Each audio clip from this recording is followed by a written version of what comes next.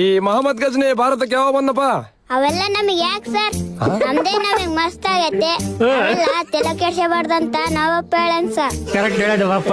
Book ಮುಂಡೆ ಮಗನೇ ಲೇ ನೀವು ಓಪನ್ ಒಂದ್ಸತ್ ಕರ್ಕೊಂಬಲ್ಲ ಬಹಳ ಬುದ್ಧಿ ಅಂತಿದ್ದೀನಿ ನೀನು. ಲೈ ಪ್ರಶ್ನೆ ಕೇಳಿದ್ರೆ ಅವೆಲ್ಲ ನಮಗೆ ಯಾಕೆ ಅಂತಿಲ್ಲ ಕುತ್ಕ.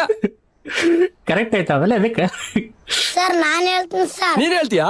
ಹೇ ಹೇಳಲ್ಲ ನಮ್ಮ ಹೊಲದಾಗ ದನಗಳು ಬಿದ್ದಿದ್ರು ಸರ್, ಓಡ್ಸ್ಕೊಂಡು ಹೊರಕ್ ಬಂದಿದ್ದ ಸರ್. ಲೇ ತೀಕ ಬುಕ್ ಮುಂಡೆ ಮಗನೇ ಅವನೇನ್ ದನಕ ಏನ್ ಮಾಡಿ ಅಲ್ಲೇ ರಾಜಲ್ಲ ಅವ್ನ್ ಮೊಹಮ್ಮದ್ ಗಜ್ನಿ ಇದ್ರೆ ಏನಾಯ್ತು? ಕೊಡ್ಕೊಂಡು ಹೋಗ್ ಬಂದಿದ್ದಂತೆ ಕುತ್ಕ.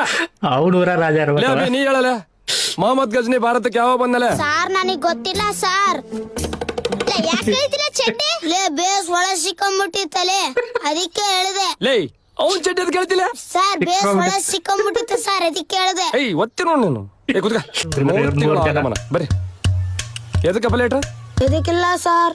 ಲೇ ಬಾಯ್ ಬಿಟ್ಟು ಹೇಳ್ತಾರೆ ಮುಕ್ಕಳರಂಗಲ್ಲ ಒಬ್ಬೊಬ್ಬನ ಹೇಳ್ರಲ್ಲ.